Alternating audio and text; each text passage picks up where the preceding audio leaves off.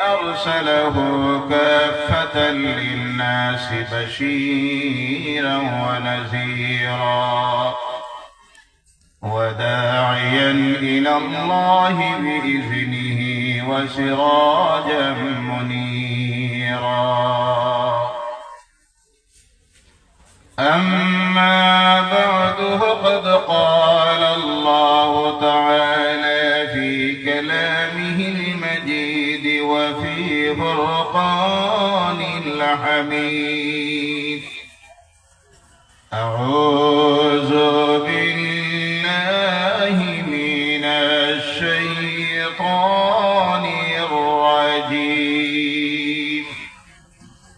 بسم الله الرحمن الرحيم.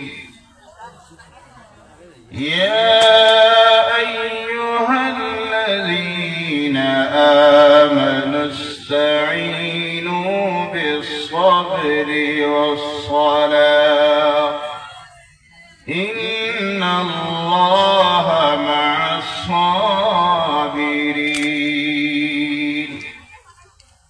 صدق الله العظيم وصدق رسوله النبي الحبيب الكريم ونحن على ذلك من الشاهدين والشاكرين والحمد لله رب العالمين.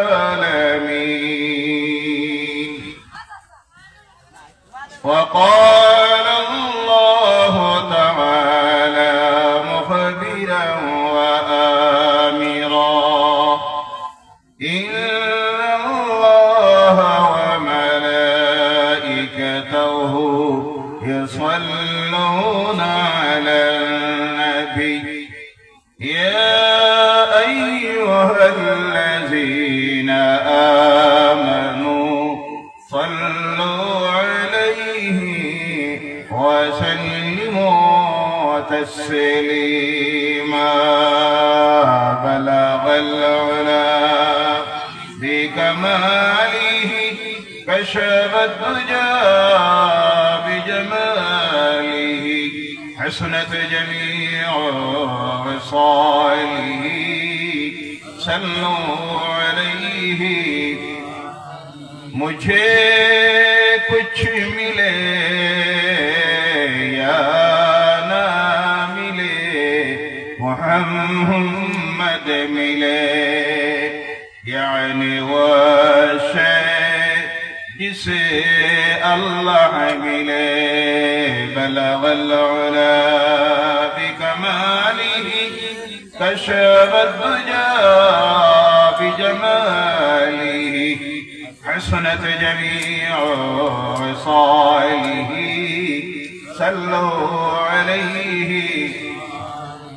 मोहब्बते जबान छेड़े दिए मुमिनेर मतो अंतरेर अंतःस्थल থেকে মদিনার হাবিবের দরবারে সালাত ও সালাম পেশ করুন। আল্লাহুম্মা সাইয়্যিদিনা মাওলানা মুহাম্মদ ওয়া আলা আলিহি সাইয়্যিদিনা মাওলানা। ও মদিনার বুলবুলি কেমনে তোমায় রহি বলি, দিন কাটে রাত কাটে না একা একা নিরিবিলি। আল্লাহুম্মা সাইয়্যিদিনা মাওলানা মুহাম্মদ ওয়া আলা আলি সাইয়্যিদিনা মাওলানা। মন আমার কাঁদে প্রাণ আমার কাঁদে রে, যেতে সোনার মদিনায়। মন আমার কাঁদে রে ঠান আমার কাদেরে যেতে সোনার মদিনায় মদিনারি ধুলাবালি আমার হৃদয়েরই শান্তনা আল্লাহুম্মা সাল্লি আলা সাইয়্যিদিনা মাওলানা মুহাম্মদ ওয়া আলা আলিহি মাওলানা মদিনা মদিনা আমার নয়নেতে মদিনা মনের আমার পাগল পারা যাওয়ার লাগি মদিনা আল্লাহুম্মা সাল্লি আলা সাইয়্যিদিনা মাওলানা মুহাম্মদ ওয়া আলা আলিহি সাইয়্যিদিনা মাওলানা। পিছনে যারা একটু সামনের দিকে চাপিয়ে আসেন, সামনের খালি জায়গাটা পুরা করে দেন, কথা না বলেন, চাপিয়ে আসুন, মহব্বতে আল্লাহর নামের জিকির করুন। সুবহানাল্লাহ আলহামদুলিল্লাহ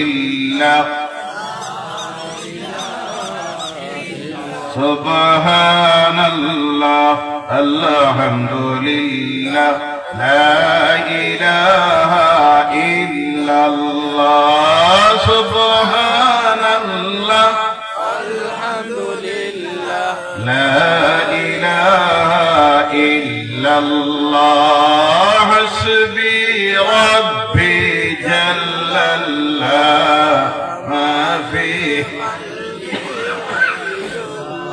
নূর মুহাম্মদ সাল্লাল্লাহ নূর মুহাম্মদ সাল্লাল্লাহ নূর মুহাম্মদ সাল্লাল্লাহ লা ইলাহা ইল্লাল্লাহ সুবহানাল্লাহ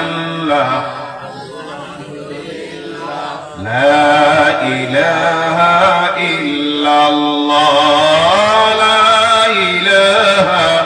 ইল্লাল্লাহ মুহাম্মাদুর রাসূলুল্লাহ সাল্লাল্লাহু আলাইহি ওয়াসাল্লাম।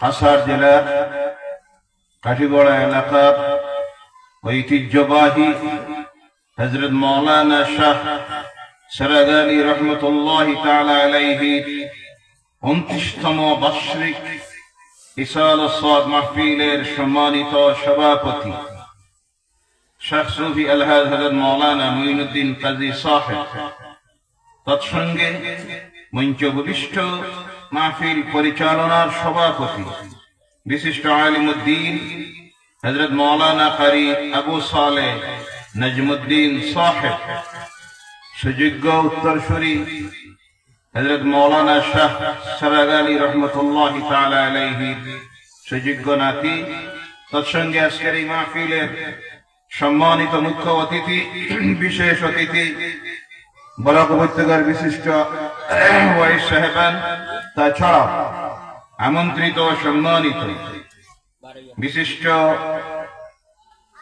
নাথ পাগন, সামনে উপস্থিত সম্মানিত মুরব্বিয়ানে কেরাম, প্রাণপ্রিয় যুবক ভাইয়েরা, পর্দার আড়ালের সম্মানিত মা ও বোনেরা, সর্বপ্রথমে মহান স্রষ্টা আল্লাহ সুবহানাহু ওয়া তাআলা লাখ কোটি শুকরিয়া আদায় করি যে আল্লাহ পাক রব্বুল ইজ্জত এই মুবারক রজবের মাসে, কোন মাসটা চলতেছে কথা বলবেন, কোন মাস? মুবারক রজবের মাস, যেই মাসের 26 তারিখের রাত্রিতে আল্লাহ সুবহানাহু ওয়া তাআলা তার রাসূলের জীবনের সবচেয়ে বিস্ময়কর ঘটনা, রাসূলের শানকে মর্যাদাকে বুঝানোর জন্য ঘটাইয়াছিলেন, যে ঘটনার নাম হলো মিরাজের ঘটনা। কোন ঘটনা? মিরাজের ঘটনা।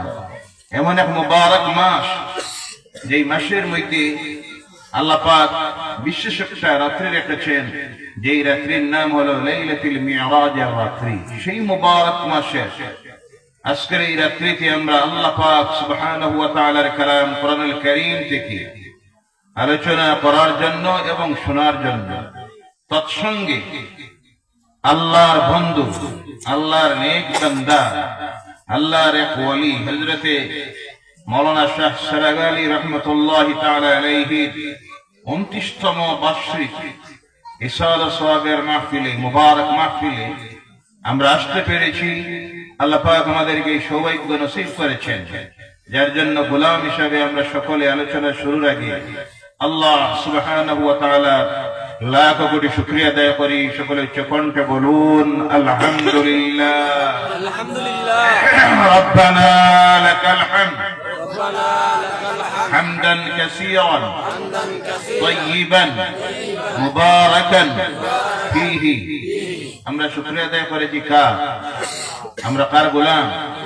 আল্লাহ সুবহানাহু ওয়া তাআলা গোলাম হিসাবে আল্লাহ শুকরিয়া আদায় করেছি। আলহামদুলিল্লাহ।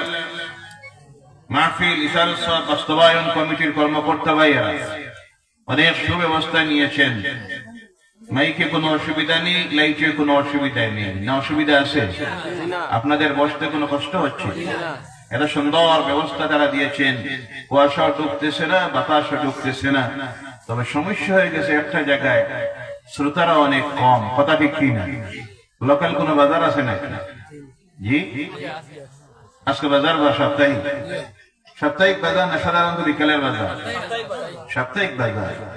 এর জন্য শ্রোতারা একটু কম। আমি ভাবতেছিলাম সম্ভবত হতে পারে এলাকায় অন্যান্য ধর্মাবলম্বী ভাই বোনেরা বেশি নাকি? জি, ইসলাম ধর্মাবলম্বী বেশি হতে পারে। অনেক জায়গায় হয়। আগে আগে যখন প্রোগ্রামে দেখতাম তো অন্যান্য ধর্মাবলম্বী ভাই বোনেরা, বিশেষ করে ত্রিপুরায় গেলে পরে দেখা যাইত পুরুষ যারা তারা প্যান্ডেলে ঢুকে যাইতো, প্যান্ডেলের পাশে এসে বসত। মহিলারা দূরে দাঁড়িয়ে বসে অন্যান্য ধর্ম ইসলামের আলোচনা, কোরআনের আলোচনা শুনতো। বলেন সুবহানাল্লাহ। আজকে পরিবেশটাকে পরিবর্তন করে দেওয়া হয়েছে কিছু সংখ্যক মানুষের কারণে।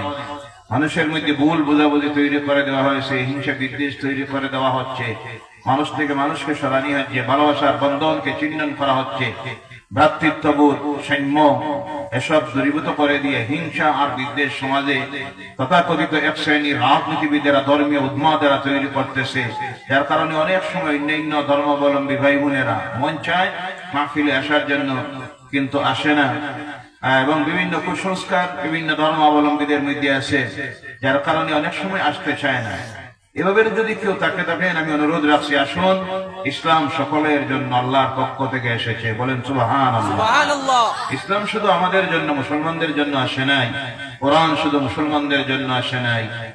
বিশ্ব নবী, নূরের নবী, আখিরি জামানার নবী, সৈয়দুল আম্বিয়া ওয়াল মুরসালিন, খাতামান নবিয়্যিন জনাব মুহাম্মদ মুস্তাফা আহমদ মুজতবা মুহাম্মাদুর রাসূলুল্লাহ সাল্লাল্লাহু আলাইহি ওয়াসাল্লামকে আল্লাহ বিশ্ব মানুষের জন্য প্রেরণ করেছিলেন। তাই তিনি হলেন সকলের নবী। বলেন সুবহানাল্লাহ। সুবহানাল্লাহ। এর জন্য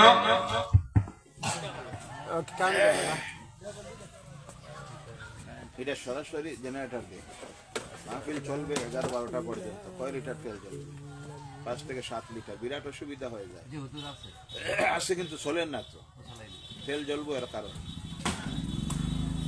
মানুষের লাইট বারবার দেওয়ার কারণে মানুষের মনোযোগ নষ্ট হয়ে যায়। বক্তার বক্তব্য কি থাকে, তারও মন মানসিকতা, একাগ্রতা নষ্ট হয়ে যায়।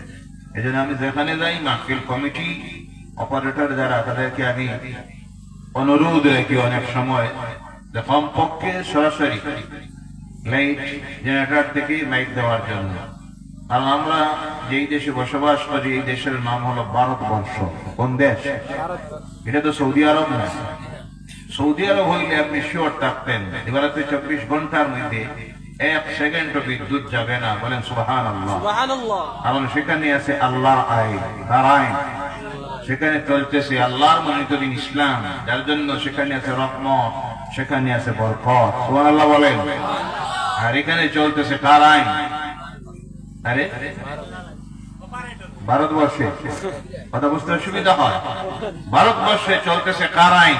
মানুষের তৈরি আইন। কথা ঠিক কিনা? মানুষ তৈরি আইন যেখানে চলে সেখানে আছে দুর্নীতি, ঘুষ, সুদ, এই চাপাবাজি, দুঃখাবাজি, সমস্ত আল্লাহর নাফরমানি, কথা ঠিক কিনা? যার কারণে আমাদের এখানে স্বাভাবিক ঘন্টার পর ঘন্টা বিদ্যুৎ চলে যাবে। আমার এলাকায় গত 24 ঘন্টা ছিল না। আলহামদুলিল্লাহ না নাউজুবিল্লাহ।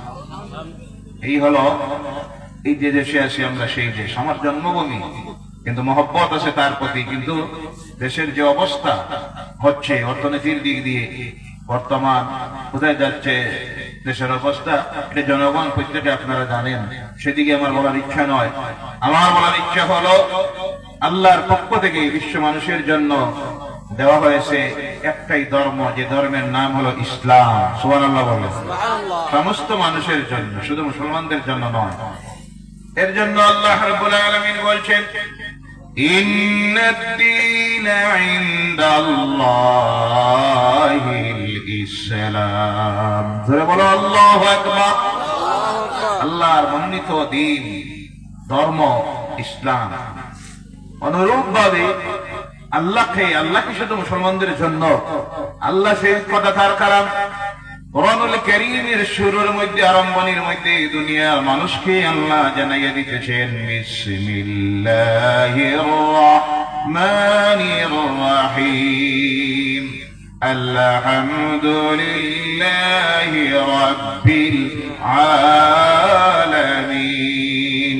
আল্লাহু আকবার, আল্লাহু আকবার। সমস্ত প্রশংসা হলো সেই আল্লাহর জন্য, যিনি হলেন রব্বুল আলামিন। এই বিশ্ব ব্রহ্মাণ্ডের সমস্ত কায়নাতের আলমের সৃষ্টি, কুল মাখলুকের যিনি হলেন প্রতিপালক। তিনি কে? জোরে বলেন, তিনি কে? আল্লাহ সুবহানাহু ওয়া তাআলা। এখানে আল্লাহ তার পরিচয় দিতেছেন কোরআন শুরু হতে গিয়ে।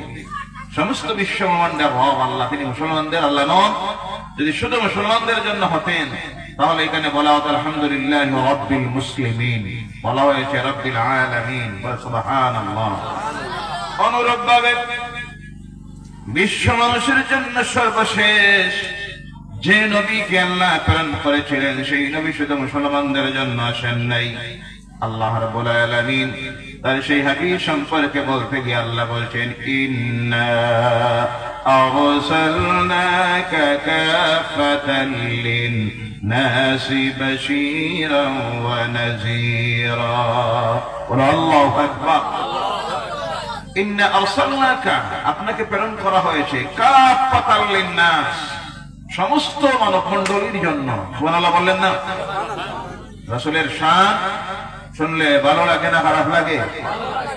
রাসূলের শান শুনতে গিয়ে, আলোচনা শুনতে গিয়ে আপনার যদি খারাপ লাগে, অসুবিধা হয়, তাহলে বুঝে নিবেন আপনার ভিতরে রোগ ঢুকে গেছে। জি, কি ঢুকে গেছে? কোন রোগ? মুনাফিকের রোগ ঢুকে গেছে।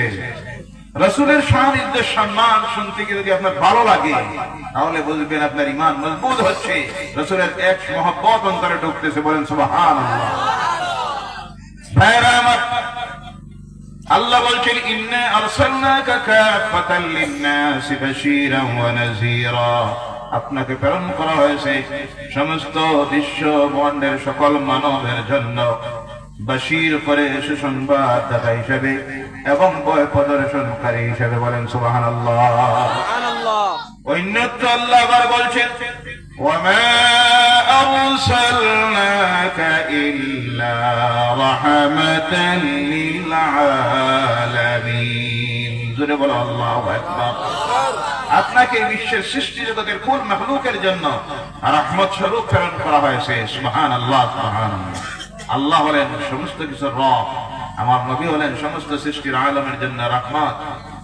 আর আল্লাহ দ্বীন বিশ্ব মানুষের জন্য এসেছে। তাই যে কোনো ধর্মের মানুষ ইসলামী আলোচনার মাহফিল, ইশারত সাহেবের মাহফিল হোক, তাফসীরুল কোরআনের মাহফিল হোক, ঈদ মিলাদুন নবীর মাহফিল হোক, সিরাতুন নবীর মাহফিল হোক, ওয়াজের মাহফিল হোক, প্রতিটি মাহফিলে প্রত্যেক ধর্মের মানুষ এসে বসতে পারে, আলোচনা শুনতে পারে, তাতে কোনো অসুবিধা। কিন্তু কিছু সংখ্যক মানুষ ভুল বোঝার কারণে অনেক সময় এইসব মাহফিল থেকে দূরে সরে থাকে। মনে মনে ভাবে যদি ঢুকি ধর্ম যাইব, ইমান যাইব। আসে না? নাই? আল্লাহ হেদায়েত করুক। সকলে বলেন আল্লাহুম্মা আমিন। আর জোরে বলেন আল্লাহুম্মা আমিন। আল্লাহ আমাদের প্রত্যেককে সঠিক বুঝার জ্ঞান যেন দেয়, বলেন আল্লাহুম্মা আমিন। এই মাহফিলের নাম দেওয়া হয়েছে ইশার সাদের মাহফিল। কিসের মাহফিল? এর আগে নাম শুনছেন না আজকে প্রথম? জি, অনেকে হইতে পারে প্রথম শুনছেন, আর প্রথম শুনলে অনেক অবাক হয়ে যায়, আর কত কিছু বার হইতে আপনার আমার শোনার অসুবিধার কারণে আমি একটা জিনিস শুনি নাই, দেখি নাই, তা বলে এটা শরীয়তে নাই এই দলিল হতে পারে? এ তো আমার জানার অভাবের কারণে হতে পারে। আরবি শব্দ ব্যবহার করা হয় বেশিরভাগ, কারণ ইসলামিক অনুষ্ঠান, ইসলামিক মাহফিল, যার কারণে সাধারণত আমরা মানুষ যারা অনেকে অর্থ বুঝি না, ইশার সওয়াব পৌঁছাইয়া দেওয়া, নেকি পৌঁছাইয়া দেওয়া, পুণ্য পৌঁছাইয়া দেওয়া। কথা বোঝা গেছে ভাইরা আমার? বিশেষ করে অন্যান্য যত মাহফিল গুলি হয়, তাফসীরুল কোরআনের মাহফিল হলো, ওয়াজের মাহফিল হলো, ঈদ মিলাদুন নবীর মাহফিল হলো, যত মাহফিল গুলি হয় এখানে যে আলোচনা করা হয় সব সওয়াব দুনিয়ার মুমিন মুসলমান যারা কবরবাসী হয়ে গেছেন তাদের কবরে পৌঁছাইয়া দেওয়া হয়। বিশেষ করে যখন মাহফিলের নাম দেওয়া হয়ে যায় ইশারাত সওয়াবের মাহফিল, সওয়াব পৌঁছাইয়া দেওয়ার মাহফিল অনুষ্ঠান, তখন এই মাহফিলের বিশেষ একটা লক্ষ্য উদ্দেশ্য থাকে। বিশেষ করে এইভাবে মাহফিল দেওয়া হয় আল্লাহর ওয়ালিরা, আল্লাহর নেক বান্দা যাদের, তাদের দরবার শরীফে এক নম্বরের উদ্দেশ্য থাকে সওয়াব যখন আল্লাহর ওয়ালিদের দরবারে তাদের রূহের কাছে পৌঁছাইয়া দেওয়ার জন্য। অনেকের মনে প্রশ্ন আসতে পারে, তারা কি গুনাহগার, কেন তাদের সওয়াবের প্রয়োজন? ভালোভাবে বুঝে নেন, নেককার যারা, তাদেরকে যখন সওয়াব পৌঁছাইয়া দেওয়া হয় আল্লাহ তখন তাদের দরজাকে আর বুলন্দ করে দেয়। বলে সুবহানাল্লাহ। গুনাহগার যারা, আমাদের মতো গুনাহগার যারা অন্ধকার কবরের গাড়ায় শুয়েছেন, আমরা গুনাহগাররা যখন কবরের গাড়ায় গিয়ে শুয়ে যাব, তখন এই দুনিয়ার আমাদের আমলের রাস্তাটা বন্ধ হয়ে যাবে, আমরা আর নিজে কোনো আমল করা সম্ভব হবে না। ইনকাতা আমালুহু, আমাদের আমলের রাস্তা আল্লাহ বন্ধ করে দিবেন। সেই দিন সবচেয়ে অসহায় ওই কবরবাসী যারা আজকে কবরের মধ্যে আছেন, আমরাও যেই দিন সেই কবরের গাড়ায় চলে যাব, যাওয়ার প্রয়োজন আছে না নাই? যাওয়া লাগবো সব। বলেন স্যার, জি কথা বলবেন। পীর সাহেব, হাজী সাহেব, কাজী সাহেব, নেতা সাহেব, ধনী গরীব সকলকে চলে যেতে হবে। কারণ আল্লাহ রাব্বুল আলামিন আমাদেরকে জানাইয়া দিয়েছেন, যখন আমরা দুনিয়া এসেছি আল্লাহ বারবার আমাদেরকে সতর্ক করে জানাইয়া দিতেছেন, কুল্লু নাফসিন যায়িকাতুল মাউত, প্রত্যেক প্রাণী জগৎ মাত্রই মৃত্যুর স্বাদ গ্রহণ করতে হবে। কথাটা কার? আবার আল্লাহ রাব্বুল আলামিন আমাদেরকে সতর্ক করে দিতে গিয়ে জানাইয়া দিতেছেন, ইযা জাআ আজালুহুম ফালা ইস্তাখিরুনা সাআতান ওয়ালা ইস্তাকদিমুন। জোরে বলো আল্লাহু আকবার। তোমাদের প্রত্যেকের জন্য নির্দিষ্ট সময় দেওয়া হয়েছে, ওই নির্দিষ্ট সময় যখন চলে আসবে তার মধ্যে 1 সেকেন্ড বাড়াইয়া দেওয়া হবে না, 1 সেকেন্ড কম করে দেওয়া হবে না, চলে যেতে হবে। এর জন্য আল্লাহ রাব্বুল আলামিন এক জায়গায় আবার আমাদেরকে সতর্ক করে দিতেছেন, ইন্না লিল্লাহি ওয়া ইন্না ইলাইহি রাজিউন। আমরা সব এসেছি আল্লাহর পক্ষ থেকে। কার পক্ষ থেকে? ফিরে যেতে হবে কার কাছে? আল্লাহর কাছে। আল্লাহ আমাদেরকে জানাইয়া দিতেছেন। আবার আল্লাহ বলছেন, আমাদেরকে সতর্ক করে দেওয়ার জন্য জানাইয়া দিতেছেন, মিনহা খালাকনাকুম ওয়া ফিহা নুঈদুকুম ওয়া মিনহা নুখরিজুকুম তারাতান উখরা। জোরে বলো আল্লাহু আকবার। আমি এই মাটির থেকে তোমাদেরকে সৃষ্টি করেছি, আবার ফিরে আসতে হবে এই মাটিতে। আবার সেই মাটির থেকে আমি তোমাদেরকে উত্তোলন করবো, তোমরা সব উঠতে হবে, ফিরে আসতে হবে আল্লাহর কাছে। কার কাছে ফিরে যেতে হবে? আল্লাহর কাছে। আবার আল্লাহ রাব্বুল আলামিন আমাদেরকে সতর্ক করে জানাইয়া দিতেছেন, এ দুনিয়ার মানুষ শোনো, كيف تكفرون بالله وكنتم أمواتا فأحياكم ثم يميتكم ثم يحييكم ثم إليه ترجعون سبحان الله কিভাবে তোমরা আমি আল্লাহর নাফরমানি করো অকৃতজ্ঞ হও একবার স্মরণ করো তোমরা সব ছিলে মরা মানুষ আমি জিন্দা করেছি আবার মরবা মরার পরে সব আবার ফিরে আসতে হবে আমি আল্লাহর কাছে বলে সুবহানাল্লাহ এতে বুঝা গেল আমরা সব ফিরে যেতে হবে কার কাছে দুনিয়ার জীবন শেষ করে যেতে হবে যে জায়গায় যে জায়গার নাম হলো কবর যাকে বলা হয় আলামুল বারযাখ কোন জগৎ আলামুল বারযাখ ছিলাম একটা জায়গায় যে জায়গার নাম হলো আলামুল আরওয়াহ সেখান থেকে সফর শুরু করেছি ওই আলামুল আরওয়াহ থেকে চলে আসলাম আলামুল আরহামের মধ্যে মায়ের গর্ভের ভিতরে সেখান থেকে চলে এসেছি এখন আলামুদ দুনিয়ার মধ্যে দুনিয়ার জীবনে এখানে চিরস্থায়ী নয় আবার চলে যেতে হবে আলামুল বারযাখের মধ্যে আখিরাতের সফরের প্রথম মঞ্জিল কবরের গাড়ায় আগে যেখানে ছিলাম সেখানে কোনো আমলের সিস্টেম নাই ইবাদত করার কোনো সিস্টেম ছিল না আলামুল আরওয়াহর মধ্যে আলামুল আরহামের মধ্যে মায়ের গর্ভে যখন আসলাম সেখানে ইবাদত করার কোনো সিস্টেম ছিল না ব্যবস্থা নাই শুধু এখন আছে যেই জায়গায় সেই জায়গায় আমল করার সুযোগ আল্লাহ দিয়েছেন আর সঙ্গে আল্লাহ বলছেন এই জায়গায় পাঠাইয়াছেন আমাদেরকে কি জন্য আল্লাহ বলছেন ও দুনিয়ার মানুষ জেনে রাখো ওয়ামা খালাকতুল জিন্না ওয়াল ইনসা ইল্লা লিয়াবুদুন বল আল্লাহু আকবার আমি তোমাদেরকে সৃষ্টি করেছি মানুষ আর জিন্নাতকে সৃষ্টি করেছি একমাত্র আমার ইবাদত করার জন্য কি করার জন্য ইবাদত করার জন্য এই জায়গায় শুধু আল্লাহ সুযোগ দিয়েছেন আমাদেরকে ইবাদত করা ওখান থেকে যখন চলে যাব আখিরাতের সফরের প্রথম মঞ্জিল কবরের গাড়ায় সব একদিন যাওয়া লাগবে না সেই দিন বন্ধ হয়ে যাবে আমলের রাস্তা আপনি আমি আর একটা অনেক করতে চাইলে করা সম্ভব হবে অসহায় ডুবন্ত মানুষের মতো জীবন্ত মানুষ যেভাবে চাইতে থাকে হাদিস শরীফে আসতেছে ডুবে যাওয়ার শেষ মুহূর্ত যখন আসে উপরের দিকে চায় দেখার ক্ষমতা তখন হারাইয়া দেয় হাত দিয়ে আশ্রয়তে থাকে কোনো কিছু যদি পাওয়া যায় ধরে নিজের প্রাণকে বাঁচানোর জন্য কলা গাছ হোক পাশের টুকরা হোক গাছপালা তরুলতা কিছু যদি পায়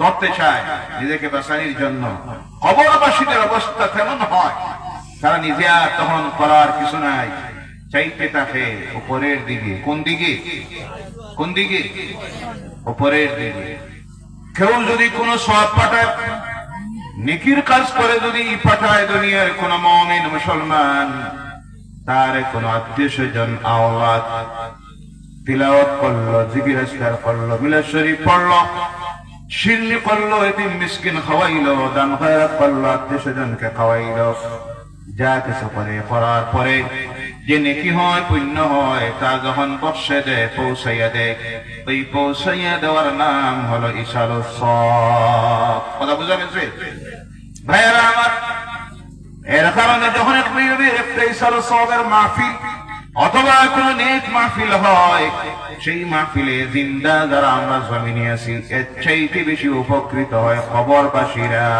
কারা কবরে যারা অসহায় একটাও নেকির কাজ করা তাদের আর এখন সম্ভব নয় কেউ আছেন কবরে আযাবের মধ্যে কেউ আছেন নেক আল্লাহর বান্দারা সব যখন পৌঁছাইয়া দেওয়া হয় তখন নেককার যারা আল্লাহ ওই নেকির মাধ্যমে তাদের দরজাকে মর্যাদাকে মর্তবাকে আল্লাহ বাড়াইয়া দেয় সুবহানাল্লাহ পথকার যারা অসহায় তাদের তখন আল্লাহ এই নেকির ওসিলায় মাধ্যমে তাদের গুনাহ মাফ করে দিয়ে আযাবটাকে তাখফীফ করে দেয় কমাইয়া দেয় বলেন সুবহানাল্লাহ তাহলে এইভাবে মাহফিল করলে লাভ না লস তাড়াতাড়ি বলবেন শুধু আপনার আমার নয় জিন্দা যারা তাদের সবচেয়ে বেশি উপকৃত হয় যেসব মুমিন মুমিনাত মুসলিমিন মুসলিমাত আদম আলাইহিস সালাম থেকে শুরু করে কবরের গাড়ায় চলে গেছেন মুনাজাত যখন হয় এই সময় যখন বলা হয় আল্লাহ আজকের এই মাহফিলের আয়োজন করতে গিয়ে তোমার যত বান্দারা বান্দিরা সাহায্য করলো, সহযোগিতা দিল, পরামর্শ দিল, আর যারা প্যান্ডেলের মধ্যে এসে হাজির হয়েছে, আয় আল্লাহ তাদের এবং আমাদের যত মুদ্রা কবরবাসী হয়ে গেছেন, আজকের যে আলোচনা করা হলো, সিন্নি হলো, দুরুদ হলো, মিলাদ হলো, এর সওয়াব গ্রহণ কুল মুমিন মুমিনাতের কবরে আল্লাহ পৌঁছাইয়া দাও। সঙ্গে সঙ্গে দুনিয়ার সমস্ত মুমিন মুমিনাত, মুসলিমিন মুসলিমাত যারা আল্লাহ তাদের কবরে এর সওয়াব পৌঁছাইয়া দে। জোরে বলেন সুবহানাল্লাহ। এখন প্রশ্ন আসতে পারে, কতটুক দে? নাকি হইল 1 কোটি। কয় কোটি? 1 কোটি। আল্লাহ তখন বাটিয়া দে, এরে 10, এরে 10, এরে 20, এরে 50। কথা বুঝা যা? আল্লাহ বাটিয়া দে।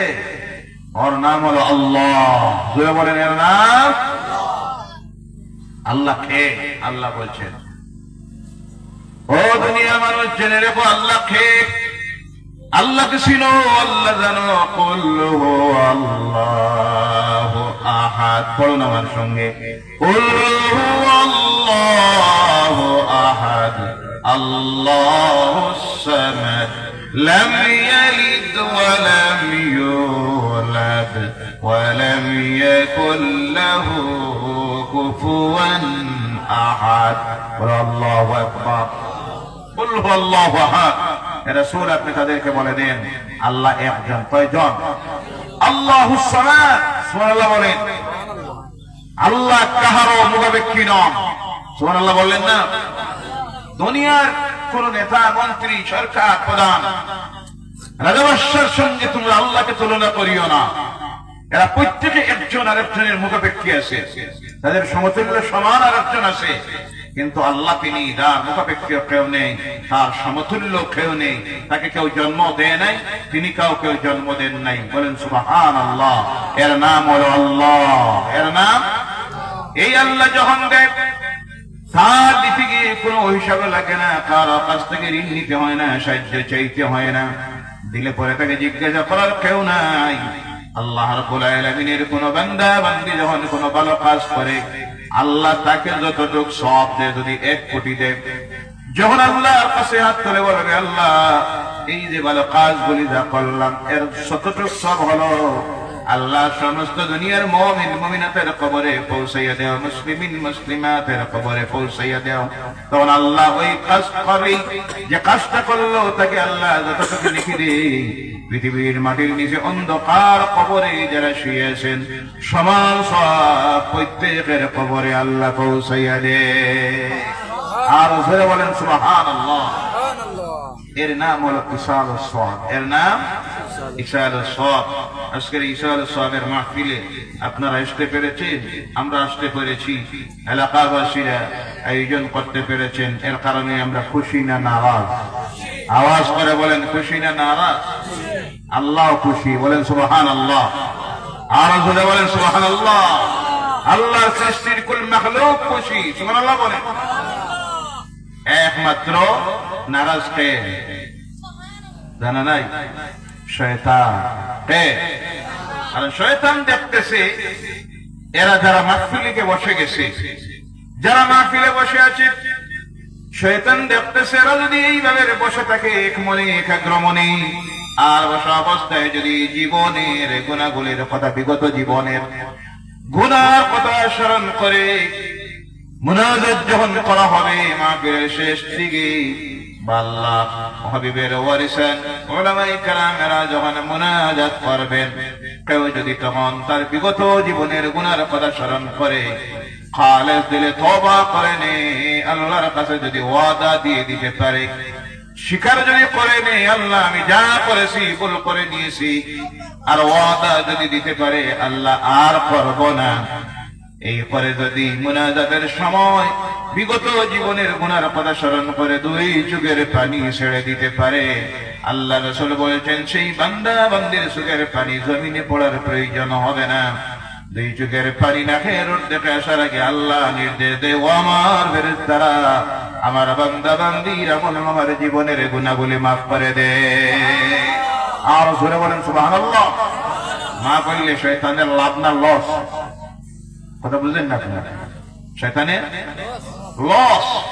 শয়তান দেখতেছে যা করাইলাম বিগত জীবনে, নামাজ ছাড়াইলাম, মদ খাওয়াইলাম, জানা করাইলাম, সুদ খাওয়াইলাম, মিথ্যা কথা বলাইলাম, পরনিন্দা করাইলাম, সুগলগরি করাইলাম, মহিলাদেরকে বেপরদায় রাস্তায় বার করে যা করাইলাম, এরা যদি বসে থাকে খালেস তওবার নিয়ে যদি আল্লাহ দরবারে হাত তুলে দেয়, আল্লাহ এদেরকে নিষ্পাপ করে মায়ের গর্ভ থেকে যেভাবে জমিনে এসেছিল সেইভাবে নিষ্পাপ করে মাহফিল থেকে আল্লাহ বাইর করে দিতে পারেনি না? যদি বাইর হয়ে যায়, শয়তান দেখে যা করাইলাম সব তো বেকার হইল, এরা তো জান্নাতি হয়ে বাইর হয়ে গেছে। সুবহানাল্লাহ বলে।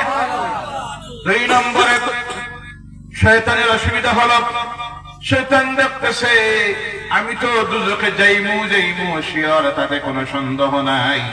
যাদেরকে দুনিয়ার জীবনে গুনার কাজ করানোর কারণে আমি ওয়াসওয়াসা দিয়ে, প্ররোচনা দিয়ে গুনার কাজ করাইয়াছিলাম, করার কারণে যারা আজ কবরের গায়ে আযাবের মধ্যে লিপ্ত, জাহান্নামের কঠিন আযাবে যারা কবরে লিপ্ত, এরা যারা এখানে জমা হয়ে বসেছে, তারা যদি এদের জন্য সওয়াব পৌঁছাইয়া দেয়, এদের জন্য দোয়া করে, দুরূদ পড়ে, জিকির করে, তিলাওয়াত করে, সিন্নি শফাত করে, আর সওয়াব যদি পৌঁছাইয়া দেওয়া হয়, এই সওয়াবের মাধ্যমে যদি তাদের জীবনের গুনাহ মাফ হয়ে যায়, শয়তান দেখে আরে 2 দিকে হইল লস। জিন্দা যেগুলি মাফ পাইল, আর কবরে যারা শুয়ে আছে এগুলিও তো আমার সঙ্গে জাহান্নামে আর যাবে না, যা করাইছিলাম তা মাফ হয়ে গেল। তার কারণে শয়তান দেখে সবচেয়ে তার বেশি লস। আমরা শয়তানের লাভ করাইবো না লস করাইবো? কথা বলেন কোনটা লাভ হয়? তা আমরা যদি নামাজ ছেড়ে দেই, নামাজ পড়বেন না ছাড়বেন? কথা বলেন। পড়বো। কয়ক? তাড়াতাড়ি বলেন কয়ক? 5 ওয়াক্ত। আল্লাহ আমাদের প্রত্যেককে 5 ওয়াক্তের নামাজি বানা বা জামাত নামাজ পড়ার জন্য তৌফিক দিয়ে সবাই বলেন আল্লাহুম্মা আমিন। বড় দুঃখ লাগে, আফসোস লাগে ও মুসলমানেরা, আজকে পৃথিবীতে সবচেয়ে করুণ অবস্থা যাদের, তারা আমরা মুসলমান। কথা ঠিক কি না? জি। যেদিকে তাকান জুলুম, অত্যাচার, নির্যাতনের শিকার হচ্ছে। এই যে সময় আমরা এখানে বসে আছি এই মুহূর্তে, কত সুন্দর পরিবেশে, শান্তির পরিবেশে, রহমতের, আল্লাহ রহমতের সুশীতল ছায়া মিশে, সেই সময় যদি তাকাই ফিলিস্তিনের দিকে, কোন দিকে? ফিলিস্তিনের দিকে। আমাদের লক্ষ লক্ষ ভাই বোনেরা অসহায়, মাথা লুকানির জায়গা নাই, বাড়ি নাই, ঘর নাই, আগামী করলো সকাল হলে কোথায় যাবে, কি খানি পাবে, কি অবস্থা হবে, এর কোন নিশ্চয়তাও নাই। আজকে 1 বছরের ঊর্ধ্বে চলে গেল, জালিমেরা বোমা হামলা করে করে নিশ্চিহ্ন করে দিল। এমন একটা মানুষ মাঝে দেখি একদিন, আল্লাহর এক বান্দা, গাজা সিটি 7টা ফ্ল্যাটের মালিক ছিল, 7টার একটা বিল্ডিং, 7টা এইভাবে বিল্ডিং এর মালিক ছিল। আজ জীবনের সব হারাইয়া শরণার্থী শিবিরে। কোন জায়গায়? শরণার্থী শিবিরে। যে শরণার্থী শিবিরে কোন সময় 2 দিন লাইনে দাঁড়াইতে হয় ফজরের পর খানি নেবার জন্য। সারাদিন দাঁড়ানোর পর বিকাল বেলা একটাও খালি হাতে ফিরে যায়, আর খাওয়ার জন্য জুটে 1 বোতল পানি আর 2টা পাউরুটি। জালিমেরা এই অবস্থায় নিয়ে পৌঁছাইয়া দিয়েছে। পাশের দেশ বাংলাদেশ দেখতেছেন অবস্থা, মারামারি, অশান্তি আর অশান্তি। ধর্মীয় অনুষ্ঠানে গিয়েও মারামারি চলতেছে, বলেন নাউযুবিল্লাহি মিন যালিক। অশান্তির পরিবেশ। অর্থাৎ আমার বলার উদ্দেশ্য হলো, যেদিকে তাকাই আমরা দেখতেছি আমরা অসহায়। আজকে নির্যাতনের শিকার, অত্যাচারের শিকার, বঞ্চনার শিকার, লাঞ্ছনার শিকার। নিজের মৌলিক অধিকার থেকে বঞ্চিত করা হচ্ছে, সাংবিধানিক অধিকার থেকে বঞ্চিত করা হচ্ছে। কেন এইসব অবস্থা আমাদের হচ্ছে? আজকে আমাদের মূল্যায়ন করার প্রয়োজন আছে না নাই? কথা বলেন। এই সময়ে যদি জাতি সচেতন না হয়, মূল্যায়ন যদি নিজেকে না করে, কেন আমাদের এই অবস্থা হচ্ছে, তাহলে এই জাতির ভবিষ্যৎ অন্ধকার। এই জাতির ভবিষ্যৎ কি আল্লাহ ছাড়া কেউ বলতে পারবে না। কেন আমাদের এই অবস্থা হচ্ছে? 1 নম্বরের কারণ হলো আল্লাহর কালাম কোরআনুল কারীমের একটা আয়াতকে প্রথম আমরা আজকে অস্বীকার করেছি। যে আয়াতে আল্লাহ রাব্বুল আলামিন বলছেন ওয়াতাসিমু বিহাবলিল্লাহি জামিআন ওয়া লা তাফাররাকু। আল্লাহর রশিকে তোমরা আঁকড়িয়ে ধরো, ঐক্যবদ্ধভাবে আল্লাহর রশিকে আঁকড়িয়ে ধরো, তোমরা দলে দলে বিভক্ত হয় না। কথাটা কার? জোরে বলেন কার? আল্লাহ রাব্বুল আলামিন বলছেন আল্লাহ রশিকে, আল্লাহ রশি মুফাসসিরিন কিরামরা লিখতেছেন কোরআনকে এবং আল্লাহর রাসূলের বাণী হাদিসকে আঁকড়িয়ে ধরো, দলে দলে বিভক্ত হয় না।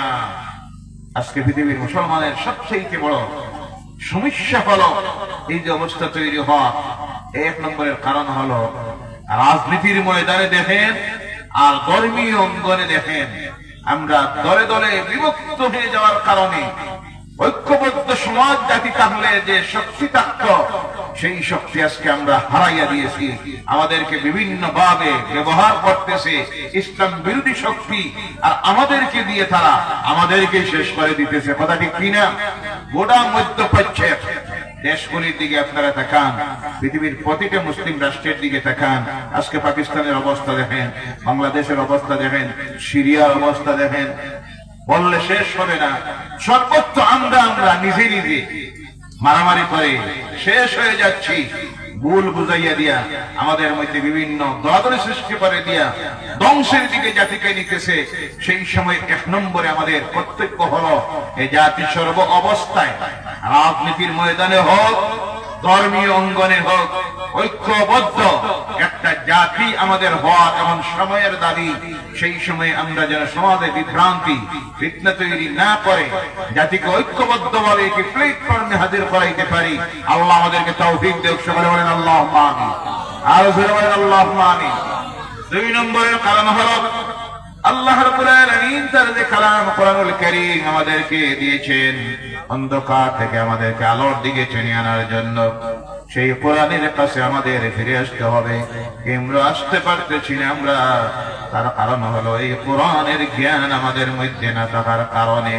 ও আমার ভাইয়েরা মুসলমানেরা, জেনে রাখবেন আল্লাহ দ্বীনকে বুঝার জন্য, আল্লাহ দ্বীন জানার জন্য এক নম্বরে আল্লাহ পাক যাদেরকে দুনিয়ায় দ্বীনের দায়ী করে প্রেরণ করেছিলেন তারা হলেন আল্লাহর নবীরা আর আল্লাহর রাসূলেরা। এক নাগাড়ে আদম আলাইহিস সালাম থেকে শুরু করে সর্বশেষ নবী হযরত ঈসা আলাইহিস সালাম পর্যন্ত আমার নবীকে বাদ দিয়ে আল্লাহ রাব্বুল আলামিন 1,23,999 জন নবী এবং রাসূলকে আল্লাহ এই দুনিয়ায় প্রেরণ করেছিলেন দুনিয়ার মানুষের কাছে আল্লাহর দ্বীনের দাওয়াত পৌঁছাইয়া দেওয়ার জন্য।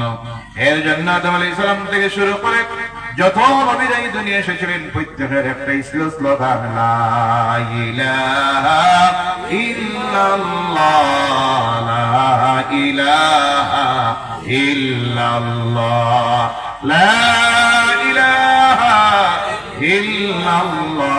প্রত্যেক নবী স্লোগান দিয়ে গেলেন। সর্বশেষ আল্লাহ যাকে নবী করে প্রেরণ করলেন তিনি হলেন হযরতে আপনার আমার নবী, নূরের নবী মুহাম্মদুর রাসূলুল্লাহ সাল্লাল্লাহু আলাইহি ওয়াসাল্লামকে প্রেরণ করলেন এই দুনিয়ার মানুষের কাছে আল্লাহ দ্বীনের দাওয়াত পৌঁছাইয়া দেওয়ার জন্য। কমপ্লিট একটা জীবন বিধান দিয়া, যে বিধানের নাম হলো কোরআনুল কারীম। নবীরা জমিন থেকে চলে গেলেন, আজকে আর এই দুনিয়ায় নবী নাই। নবীরা আবার আসবে, নবী আবার সম্ভব আছে? কথা বলবেন। খাতমান নবুয়ত, নবুয়তের রাস্তা শেষ হয়ে গেছে, ক্লোজ করে দিয়েছেন আল্লাহ, বন্ধ হয়ে গেছে, আর নবী আসবে না। সেই কথা আল্লাহ কোরআনুল কারীমে দুনিয়ার মানুষকে জানাইয়া দিতেছেন, মা কানা মুহাম্মাদুন আবা আহাদিম মির রিজালিকুম ওয়ালাকিন রাসূলুল্লাহি ওয়া খাতামান নাবিয়্যিন। জোরে বলো আল্লাহু আকবার। মুহাম্মদ রাসূলুল্লাহ সাল্লাল্লাহু আলাইহি সাল্লাম দুনিয়ার কোন পুরুষের পিতা নন, তিনি হলেন খাতামান নাবিয়্যিন, নবীদের মধ্যে সর্বশেষ নবী। সুবহানাল্লাহ। কথা কার? আল্লাহ জানাইয়া দিলেন তিনি শেষ নবী, আর পরে আর নবী নাই। আল্লাহ রাসূল বলছেন আনা খাতামান নাবিয়্যিন লা নাবিয়্যা বা'দি, আমি হলাম শেষ নবী, আমার পরে আর নবী আসবেন না। তাতে বোঝা গেল দুনিয়ার মানুষ সব ফেরেশতা হয়ে যাবে, আল্লাহর নাফরমানির কাজ আর করবে না, দুনিয়ার নাফরমানি থাকবে না। কারণ নবী তো আসার প্রয়োজন হয়, মানুষ যখন গুমরাহির রাস্তায় যায়, আল্লাহর নাফরমানির কাজে যায়। এবার বলুন তো, এখন এই পৃথিবীতে আল্লাহর নাফরমানির কাজ আছে না নাই?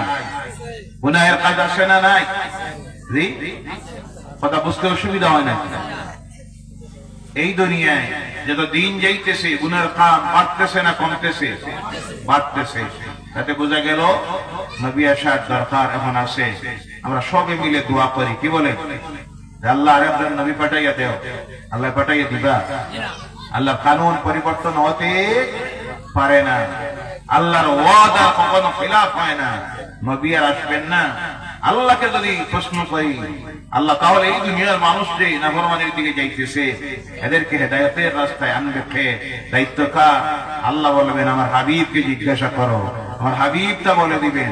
আল্লাহ রাসূলকে যদি প্রশ্ন করা হয়, ইয়া রাসূলুল্লাহ সাল্লাল্লাহু আলাইহি সাল্লাম, আপনি তো চলে গেলেন, চলে যাচ্ছেন, সাহাবায়ে কেরামরা প্রশ্ন করেন আপনার উত্তরাধিকারী তাদেরকে আপনি জমিনে রেখে যাইতেছেন, আপনার এই মিশনকে তারা জমিনে পরিচালিত করবে। আল্লাহ রাসূল সাল্লাল্লাহু আলাইহি সাল্লাম বলেন, আল উলামা ওয়ারাসাতুল আম্বিয়া। বলো সুবহানাল্লাহ। উলামায়ে কেরাম যারা দ্বীনের জ্ঞানে যারা শিক্ষিত হবেন, তারাই হবেন আমার ওয়ারিস, তারাই এই জমিনে আল্লাহর দ্বীনের প্রচার প্রসার মিশন তারাই পরিচালিত করবেন। বলেন সুবহানাল্লাহ। এরাই হলেন আল্লাহর ওলিরা। সুবহানাল্লাহ বললেন না? সমস্ত উলামায়ে কেরাম আলেম যারা, তারা আল্লাহর ওলি। সুবহানাল্লাহ বললেন না? আওরাত থেকে কেরামতি জাহির হতে পারে, আওরাত থেকে জাহির নাও হতে পারে। ওলি হওয়ার জন্য শর্ত নয় রেয়ত থেকে কেরামতি জাহির হতে হবে, কথা বুঝা যায়? কিন্তু ওলি হওয়ার জন্য শর্ত হলো আলিম হতে হবে। কি হতে হবে? আলিম হতে হবে। মাহজুব বিষয় আলাদা। শরীয়তের মারিফতের পরিপূর্ণ জ্ঞান অর্জনকারী হতে হবে। শরীয়তের পরিপূর্ণ জ্ঞান অর্জনকারী যদি না হন, মারিফতকে চিনা সম্ভব হবে না, মারিফতের উচ্চ দরজায় পৌঁছাও সম্ভব হবে না। তাই ওলি হওয়ার জন্য প্রথম শর্ত হলো আলিম হতে হয়। কি হতে হয়? এবং প্রত্যেক আলিমই হলেন আল্লাহর ওলি। সুবহানাল্লাহ বলেন। যার কারণে সন্দেহ নেই, হযরতে মাওলানা শাহ সালাহ আলী রাহমাতুল্লাহি তাআলা আলাইহি কত বড় জবরদস্ত মুহাক্কিক আলিম ছিলেন। রাষ্ট্রের নিসাব কিবলা জবান মুবারক থেকে আলোচনা শুনে আমি অবাক হয়েছি। কত যে উচ্চ দরজার মুহাক্কিক আলিম ছিলেন। বলেন সুবহানাল্লাহ। তার থেকে প্রমাণিত হয় কোনো সন্দেহ নেই তিনি ছিলেন আল্লাহর ওলি। সুবহানাল্লাহ। কোন সন্দেহ আছে? নাই। ভাইরা আমার, এই আল্লাহর ওলিদের হাত ধরে এই পৃথিবীতে আল্লাহর দ্বীনের নবীরা যাওয়ার পরে আল্লাহ দ্বীনের প্রচার হয়েছে। যার কারণে শুকরিয়া আল্লাহর আদায় করবেন, আল্লাহর ওলিদের বিরোধিতা করবেন না, দুশমনি করবেন না। কারণ এরা যদি এই জমিনে না আসতেন, নবীদের পর সাহাবায়ে কেরামের দৌড়ের পর আজকে হতে পারত আমরা শিরকিয়তের মধ্যে, না হয় বিদআতের মধ্যে, নতুবা কুফুরের মধ্যে, কুসংস্কারের মধ্যে নিমজ্জিত থাকতাম। আল্লাহর পরিচয় পাওয়া, আল্লাহর কালাম পাওয়া, আল্লাহর দ্বীন গ্রহণ করা আমাদের দ্বারা সম্ভব হতে পারে, হইত না। যার জ্বলন্ত প্রমাণ এই হিন্দুস্তানের জমিনে যার হাত ধরে আল্লাহর দ্বীনের প্রচার হয়েছে, তিনি হলেন সুলতানুল হিন্দ হযরতে খাজা মাঈনুদ্দিন আজমিরি রাহমাতুল্লাহি তাআলা আলাইহি। বলে সুবহানাল্লাহ। আর রাসূল বলেন সুবহানাল্লাহ। বাংলার জমিনে যার হাত ধরে ইসলামের মশাল প্রজ্বলিত হয়েছিল, তিনি ছিলেন হযরতে শাহজালাল ইয়ামানি রাহমাতুল্লাহি তাআলা আলাইহি। বলেন সুবহানাল্লাহ। আফসোস লাগে, কথা বলবেন না, বসে যান ভাই, আপনি বসে যান। আফসোস লাগে, দুঃখ লাগে, এক শ্রেণীর মুসলমান নামদারিরা আজকে আল্লাহর ওলিদের মাজারের উপর আক্রমণ করতেছে। আসে না? নাই? নাউজুবিল্লাহ বলেন। বলতেছে আল্লাহর ওলিদের মাজার গুলি নাকি হলো শিরকের বিদআতের আখড়া। নাউজুবিল্লাহ বলেন। এক শ্রেণীর কিছু সংখ্যক মানুষ আছে যারা না বুঝে ইসলাম, না কোরআন, না হাদিস। ওসিলা কাকে বলে তাও বুঝে না, কবর জিয়ারত কারে বলে তাও বুঝে না। আসে না নাই? অনেক সময় আল্লাহর ওলিদের মাজারের কিনারায় গিয়ে সিজদা দিয়ে দেয়। নাউজুবিল্লাহ বলেন, জোরে বলেন নাউজুবিল্লাহ। সিজদা দিতে হয় কাকে? আরো জোরে বলেন, সিজদা দিব কাকে? আহলে সুন্নাত ওয়াল জামাত সৎসঙ্গে যত ইসলামিক সংগঠনগুলি আছে প্রত্যেকে একই কথা মানুষের সামনে তুলে ধরে, আল্লাহকে বাদ দিয়ে কাউকে সিজদা দেওয়া যাবে? সিজদা পাওয়া একমাত্র মালিককে, স্রষ্টা। আর আমাদের স্রষ্টা কে? আল্লাহ সুবহানাহু ওয়া তাআলাকে বাদ দিয়ে কাউকে সিজদা দেওয়া হারাম এবং শিরকি গুনাহ। কি গুনাহ? শিরকি গুনাহ। অনেক আছে যারা আল্লাহর ওলিদের মাজারের কিনারায় গিয়ে গাঞ্জা খায়, বিভিন্ন মাজারগুলিতে আসে। যারা এইসব করে আল্লাহ তাদেরকে হেদায়েত করুক, সকলে বলেন আল্লাহুম্মা আমিন। অনেক আছে মাজারের কিনারায় গিয়া অপ্রয়োজনীয় বাতি জ্বালায়, আসে না নাই? তারপর দেখা যায় এখানে যাওয়ার পর অনেক সময় তারা বিভিন্ন ভাবে শরীয়ত বিরোধী কাজ করে, গাঞ্জা খায়, গান গায়, তামসা করে। এই সমস্ত কিছুকে ইসলাম হারাম করেছে এবং ইসলামী হক প্রতিটি সংগঠন আহলে সুন্নাত ওয়াল জামাত তা হারাম বলেছে। আপনারা ইনসাফের সহিত বলুন, এই সংগঠনের কোন উলামায়ে কেরাম কি কোনদিন মানুষকে এই কথা বলেছেন আল্লাহর ওলিদের কিনারায় যাইও, ইয়া সিজদা দিও, গান গাইও, গাঞ্জা খাইও, নাচিও? বলেছেন? এই সব হারাম। কিন্তু দুঃখ লাগে, আফসোস লাগে, অনেক সময় অনেকে না বুঝে যে জিয়ারত কারে বলে, ওসিলা কাকে বলে না বুঝে অনেক সময় আমাদেরকে গালি দেয়। ভাইয়েরা আমার, রাগ করবেন না, অনেক সময় তাকে গালি দেয় আমরা নাকি কবর পূজারীর দল। নাউজুবিল্লাহ বলেন। পূজা করেন হিন্দু ভাইয়েরা। কারা? হিন্দু ভাইয়েরা পূজা করে। পূজার ইবাদত এক জিনিস হইতে পারে, কথা বলেন। পূজা করা হয় দেব দেবতাদের, ইবাদত করা হয় কার? কথা বলবেন, ইবাদত হয় কার? ওলিদের কিনারায় যাওয়া হয় জিয়ারতের জন্য। কথা বুঝা যায়? ইবাদতের জন্য নয়, জিয়ারতের জন্য, ওসিলা নেওয়ার জন্য। ওখানে গিয়ে পড়াশোনা যেটা করা হয় জিয়ারতের আগে সওয়াব বকশিয়ে দেওয়া হয়, যে পড়লো সে সওয়াব পাইলো, যার রূহের মাগফিরাতের জন্য, দরজা বুলন্দির জন্য সওয়াব পৌঁছে দিল, উনার দরজা বুলন্দ হলো। এবং ওসিলা নিয়ে আল্লাহর কাছে দোয়া করে। কার কাছে? ওসিলা নিয়ে দোয়া করবো কার কাছে? চাইবো কার কাছে? যদি কোনো ওলির মাজারে এই সব মাজার কেন্দ্রিক শিরক বিদআত থাকে তাহলে তা বন্ধ করবো না ওলির মাজার বানবো? কোনটা? জি কথা বুঝেন না আপনারা? কর্তব্য হলো প্রতিটি মুসলমানের জন্য মাজার কেন্দ্রিক যদি কোনো শিরক বিদআতের কাজ হয়ে থাকে তা বন্ধ করা। তাই বলে ওলির মাজার ভাঙ্গা কোন বেকুফ এই কাজ করতে পারে না। কথা বুঝা যায়? যেমন উদাহরণ দিলে আরো ভালো বুঝবেন। বিবাহ শাদী, বিবাহ হলো আল্লাহ রসুলের সুন্নত। আর আল্লাহ রসুলের সুন্নত, বিবাহ হলো একটা ইবাদত। বিবাহ হলো ইবাদত। কিন্তু আজকের যে বিবাহ শাদীর অনুষ্ঠান ইবাদত থেকে গুনার কাজে চলে গেছে। কথা ঠিক কিনা? বিভিন্ন জায়গায় দেখাবেন বিবাহের নামে বিবাহ একটা ইবাদত, আল্লাহ রাসূলের সুন্নাত। আল্লাহ রাসূল বলেন আন-নিকাহু মিন সুন্নতি ফামান রাগিবা আন সুন্নতি ফালাইসা মিন্নি, আও কামা ক্বালা আলাইহিস সালাতু ওয়াস সালাম।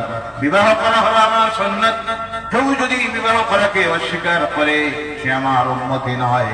এখন দেখা গেল বিবাহ মাহফিলে অনেক জায়গায়, আমাদের এই দেশে অনেক কম, বাংলাদেশে গেলে পরে দেখি তারা বিদায়ের আগের দিন একটা অনুষ্ঠান দেয়। শ্রেণীর তথাকথিত নামদারি মুসলমানেরা যে অনুষ্ঠানটার নাম দেওয়া হয় গায়ে হলুদ। গায়ে হলুদ অনুষ্ঠান দেয়। নাউজুবিল্লাহ বলেন। গায়ে হলুদ নামে ইসলামে কোন অনুষ্ঠান আছে বিবাহের আগের দিন? এরপরে দেখা যায় মেয়েগুলিকে, ছেলেগুলিকে বিভিন্ন নামি দামি বিউটি পার্লারে নিয়ে যায়, নিয়ে এখানে বিভিন্ন ভাগের মেকআপ করাই আনে বিবাহের অনুষ্ঠানের মধ্যে কুঞ্জ বানায়। দেব দেবতাকে যেইভাবে সাজাইয়া রাখা হয় সেইভাবে এনে সাজাইয়া রাখে। নাউজুবিল্লাহ বলেন। বিবাহের পরের দিন যেখানে দিতে হয় অলিমার অনুষ্ঠান, অলিমার দাওয়াত, ছিন্ন করা হবে, আত্মীয় স্বজনকে খাওয়ানো হবে, এতিম মিসকিন ফকির প্রতিবেশী যারা তাদেরকে খাওয়ানো হবে, আমার রাসূলের সুন্নাত। কিন্তু সেই দিন দেখা যায় কিছু সংখ্যক মুসলমানেরা অলিমার দাওয়াতের নামে বিভিন্ন নামি দামি হোটেলে অথবা বাড়িতে প্রথমে করে লাইটিং 50,000 টাকা, নাউজুবিল্লাহ বলেন, এরপরে প্যান্ডেল বানায় লক্ষ টাকা খরচ করে, ডাইনিং টেবিল লাগাইয়া পানি দেয়, নাউজুবিল্লাহ বলেন না। ইহুদি নাসারাদের কালচার, নারী পুরুষ একসঙ্গে বসে পানি খায়, নাউজুবিল্লাহ বলেন না। গুনাহ না নেকি? নারী পুরুষ একসঙ্গে হোটেলে একই সঙ্গে প্লেট লাগা, ভদ্রতা স্ট্যান্ডার্ডের নামে বিবাহের ইবাদতটাকে আল্লাহর নাফরমানের কাজের মধ্যে নিয়ে নিয়েছে। এরপরে বিভিন্ন জায়গায় দেখা যায় বম ফাটায়, হাজার হাজার টাকার বম মারে, বলেন নাউজুবিল্লাহ। জায়েজ না না জায়েজ? তাড়াতাড়ি বলবেন না জায়েজ। কাজ করতেছে অলিমার নামে আল্লাহর নাফরমানি কাজ করতেছে, লক্ষ লক্ষ টাকার অপচয় করতেছে, কিন্তু বিবাহ হলো আল্লাহ রাসূলের সুন্নাত। এবার আপনারা বলুন, এই যে বিবাহ সুন্নতের বিবাহের অনুষ্ঠানের নামে যা করে, এর কারণে কি এখন থেকে বলে দিবা বিয়া করা হারাম? বলতে পারবা? বলতে পারবেন? বলতে হবে বিয়া সুন্নত, কিন্তু বিবাহের নামে যে সমস্ত কুসংস্কার অপসংস্কৃতি মুসলমান সমাজে ঢুকেছে তা বন্ধ করতে হবে। মাহফুজা, আপনার নাকের উপরে যদি একটা মশা বসে, আপনি মশাটা তাড়াইটা না নাক কাটিটা? যদি তখন নাক কাটিয়ে পালাও, নাক থাকলে এখানে মশা বসে, তাহলে বোঝা যাইব এর স্ক্রু সব খুলে গেছে। তখন কর্তব্য হলো মশা তাড়াইয়া দেওয়া। এর কারণে আমার ভাইয়েরা, আল্লাহ রাব্বুল আলামিনের ওলি যারা, তাদের বিরোধিতা করতে যাবেন না, এদের বিরুদ্ধে হাত ধরতে যাবেন না। আমার এই দেশের যারা আজকের শাসক, বিভিন্ন সময় আমি বলেছি, আজকে বলতেছি, খাজা সুলতানুল হিন্দ মুঈনুদ্দিন চিশতি আজমেরী রাহমাতুল্লাহি তাআলা আলাইহির বিরুদ্ধে আর যারা রাজনীতির নামে রাজনীতির স্বার্থে হাত ধরেছে, যারা ঘোষণা দিতেছে, আজমিরে খাজা আজমেরী রাহমাতুল্লাহি তাআলা আলাইহি মাজারের নিচে নাকি মন্দির, নাউযুবিল্লাহ। নাউযুবিল্লাহ। দুঃখ লাগে, আফসোস লাগে, পৃথিবীর মানুষ যখন চন্দ্রে যাইতেছে, সূর্যে যাইতেছে,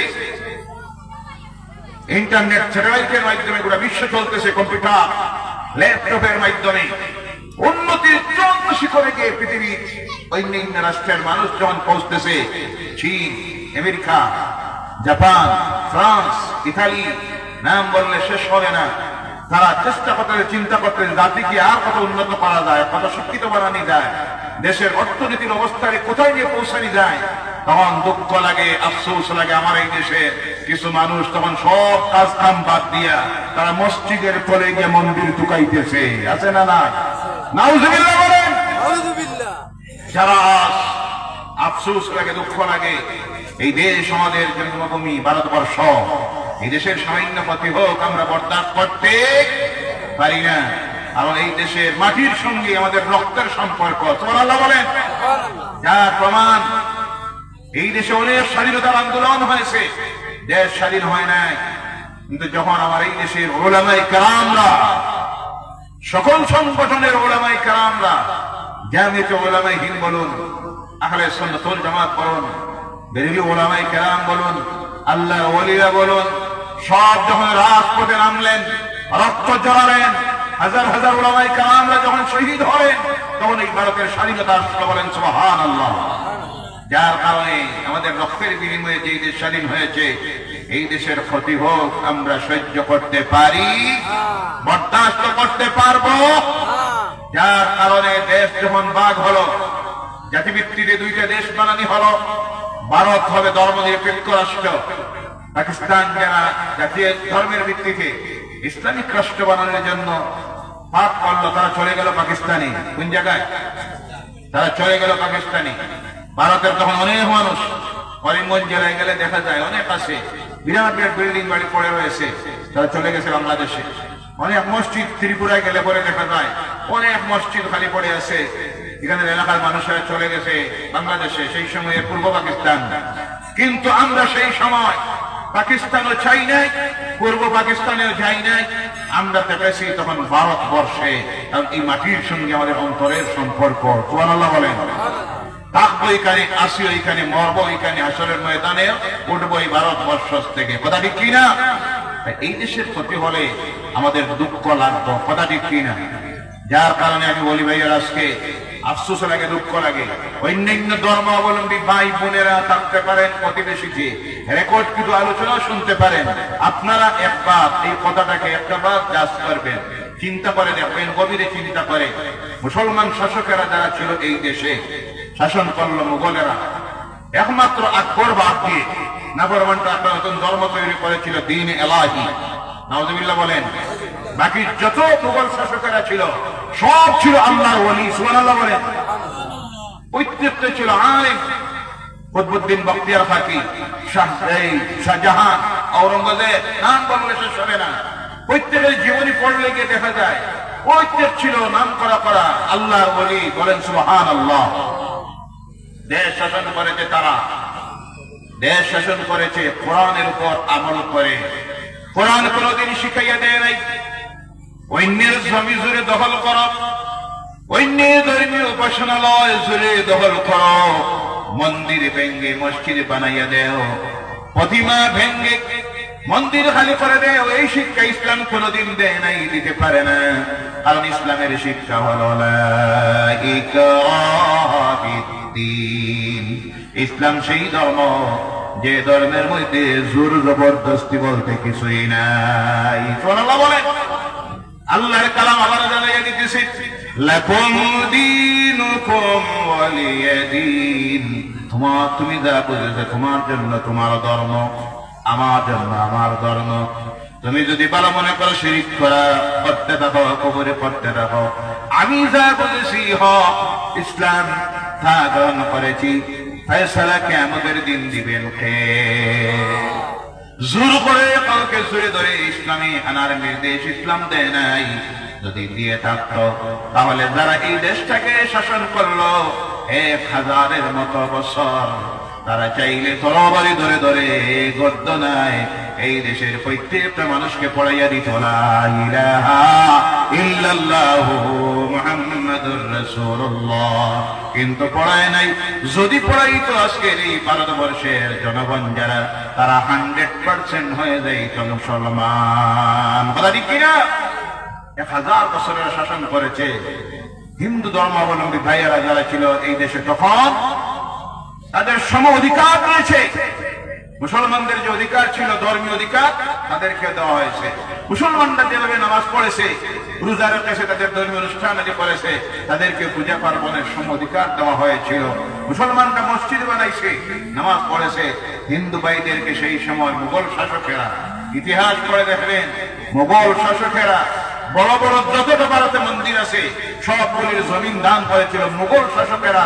আর বিভিন্ন সুলতান বাদশাহ যারা ছিল হায়দ্রাবাদের আরো বিভিন্ন এলাকা, তারা দান করেছে। সুবহানাল্লাহ বলেন। শুধু দান করেছে তা নয়, মন্দির বানানোর পয়সা দিয়েছে। মন্দিরের পুরোহিত যাতে বেতনটা পায়, এর জন্য তারা 100-200 একর জমি দিয়ে দিয়েছে। মন্দিরের পুরোহিত যারা, সেবক যারা আছে, তাদের বাতা দেওয়ার জন্য। আপনারা ইনসাফের সহিত বলুন, যারা শাসন ক্ষমতায় আছে তারা কি মসজিদ বানাইতে জমিনের অভাব আছে? কথা বোঝা যায় না? তারা মসজিদ বানাইতে জমিনের অভাব আছে। আপনি এই এলাকার বড় জমিদার, আপনি যদি একটা মসজিদ বানাইতে হয়, আপনার জমির অভাব আছে? অনেক জমি পড়ে আছে। কিন্তু আজকে কথা বলা হচ্ছে এরা নাকি মসজিদ বানাইতে গিয়ে বড় বড় মন্দির ভেঙ্গে মন্দিরের জায়গায় মসজিদ বানাইছে। নাউযুবিল্লাহ বলেন। নাউযুবিল্লাহি মিন যালিক। এই সব কথাবার্তা সুস্থ মস্তিষ্কের কোন মানুষ বলা সম্ভব নয়। আরো জানা কি দেখেন, যেমন ভাবি নিলাম মুঘলেরা বাংছে, যখন বানাইলো এই এলাকায় অন্যান্য ধর্মের মানুষ ছিল কি না? যেমন আজমির শরীফ, কোন জায়গা? আজমির শরীফ। শাসক ছিল পৃথ্বীরাজ, আসলেন হযরতে খাজা আজমেরী রাহমাতুল্লাহি তাআলা আলাইহি, দিনের দাওয়াত দিলেন। এই সময়ের শাসক বাদশাহ যে, তিনি যদি তখন কোন মন্দির বানাতেন, পরবর্তীতে মুঘলেরা যখন আসলো, মন্দির যদি ভাঙতেন, ওই এলাকার সনাতনী ধর্মাবলম্বী ভাইয়েরা যারা, তারা বাধা দিব, প্রতিবাদ করব নি না? আচ্ছা বুঝলাম। সেই সময় শাসকের ডরে আর ভয়ে বাধা দিল না, প্রতিবাদ করলো না।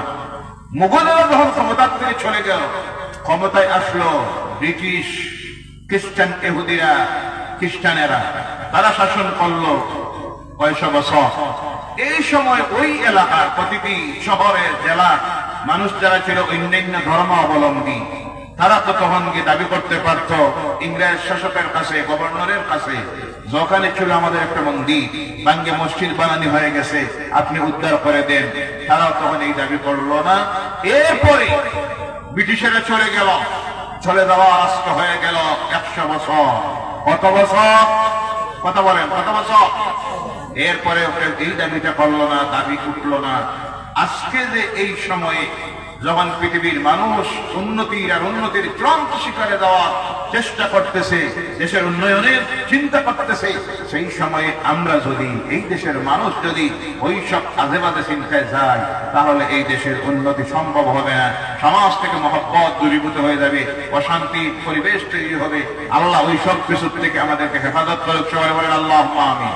যারা আল্লাহর ওলি মাজারের বিরুদ্ধে ষড়যন্ত্র করতেছে, আমি বলে দিতে চাই, এদের বিরুদ্ধে হাত ধরলে হাত ধরা হয়ে যায় আল্লাহর বিরুদ্ধে।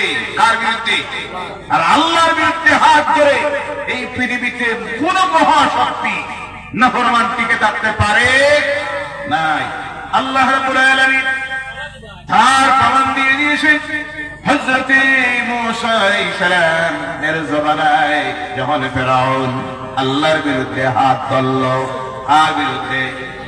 আল্লাহর বিরুদ্ধে হাত ধরল, আল্লাহ দেখাইয়া দিলেন এই ফেরাউন জমিনে বেশি দিন টিকে থাকতে পারল না। আল্লাহ তার ঘাড়ের মধ্যে ধরে নীল নদীর পানির নিচে নিয়ে ডুবাইয়া দিল। সুবহানাল্লাহ। নমরুদ হাত ধরেছিল আল্লাহর বিরুদ্ধে, ঘোষণা করেছিল আমি তো হলাম আল্লাহ, ইব্রাহিম রে তোমার আল্লাহ, আবার আমি তো আল্লাহ। আল্লাহ যখন দেখলেন সীমা শেষ সীমায় পৌঁছে গেছে, আল্লাহ তার গাড়েও ধরা লাগলো না, হাতেও ধরতে হলো না। আমার আল্লাহ রাব্বুল আলামিন শুধু একটা মশা পাঠাইয়া দিল, আর ওই মশাটা নাকে দিয়ে ঢুকে মাথার মধ্যে চলে গেল। আল্লাহ দেখাইয়া দিল মরবে, মরতে গিয়ে সুদা নাই, জোতার বাড়ি খাইয়া খাইয়া জমিন থেকে যাইতে হবে, কারণ হাত ধরেছ আল্লাহর সঙ্গে। তার সঙ্গে বিদায় হয়ে গেল নমরুদ। হারুন হাত ধরল ধনসম্পদের বলে, আল্লাহর বিরুদ্ধে যুদ্ধ ঘোষণা দিল। আল্লাহ বলে আমি যাওয়ার দরকার নাই, মাটিয়ে দাও।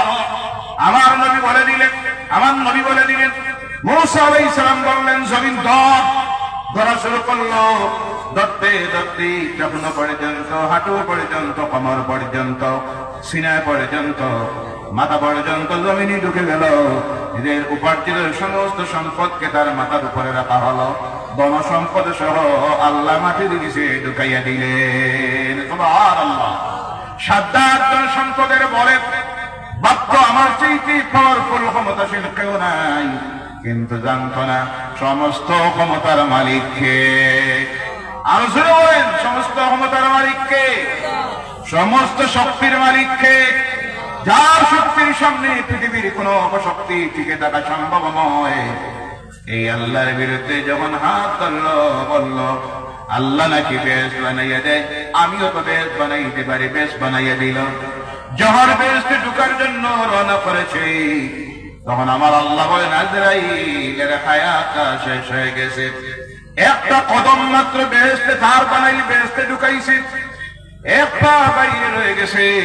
জিবরিল আজরাইল বলেন আল্লাহ অনেক আশা করে বেহেশতে বানাইল, আল্লাহ ঢুকে যাক নাকি?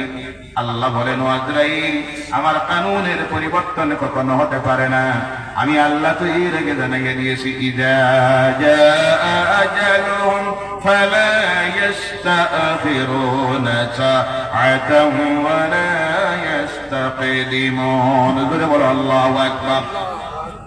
এক সেকেন্ড বাড়াইয়া দিব না। বললেন আজরাইল এক পাদার বেহেশতের এক পা বাইরে, বেহেশতে ঢুকতে পারছে না, বিদায় করে দিলেন কে? জোরে বলেন কে? সেই আল্লাহ এখন আসেন না নাই? এর জন্য আল্লাহ ওলিদের বিরুদ্ধে হাত ধরবা না, রাজা আজমেরি সুলতানুল হিন্দের বিরুদ্ধে ষড়যন্ত্র করবা না, ধ্বংস হয়ে যাবা। দেশ থেকে ধ্বংস করে দিবা। সতর্ক হন, আল্লাহ এদেরকে হেদায়েত করে। সবাই বলেন আল্লাহুম্মা আমিন। ভাইয়েরা আমার, এই মুসিবতের অবস্থা যখন চলতেছে পৃথিবী জুড়ে, আমাদের প্রতি বিভিন্ন ভাবে নির্যাতন, অত্যাচার, ষড়যন্ত্র, এই সময়ে আমরা সাহায্য চাইব কার কাছে? আরো জোরে বলেন, কার কাছে? আল্লাহর কাছে। যে কথা আল্লাহ আমাদেরকে শিখিয়ে দিতেছেন, বিসমিল্লাহির রাহমানির রাহিম, ইয়া আইয়ুহাল্লাযীনা আমানু ইসতাঈনু বিস-সাবরি ওয়াস-সালাহ ইন্নাল্লাহা মা'আস-সাবিরিন। বলো আল্লাহু আকবার। হে ঈমানদারেরা, সাহায্য চাও আল্লাহর কাছে। কার কাছে? আল্লাহর কাছে। সাহায্য চাইবো আল্লাহর কাছে। কথা খুব ভালোভাবে বুঝবে। আল্লাহ বলতেন সাহায্য চাও আমি আল্লাহর কাছে। মাধ্যম বানাও, ওসিলা নেও দুইটা জিনিসের। কয়টা? এই জায়গায় আল্লাহ বলছেন ওসিলা নেও দুইটা জিনিসের। একটা হলো ধৈর্য ধারণ করো আর নামাজ পড়ো। অন্য জায়গায় অন্য বিভিন্ন ভাবে ওসিলা প্রমাণগুলি, আয়াতগুলি এসেছে। এখানে আল্লাহ এর পরের আয়াতে সূরা আল বাকারা 153 নম্বর আয়াতে আল্লাহ বলতেন আমি পরীক্ষা নিব বিভিন্ন সময় তোমাদেরকে।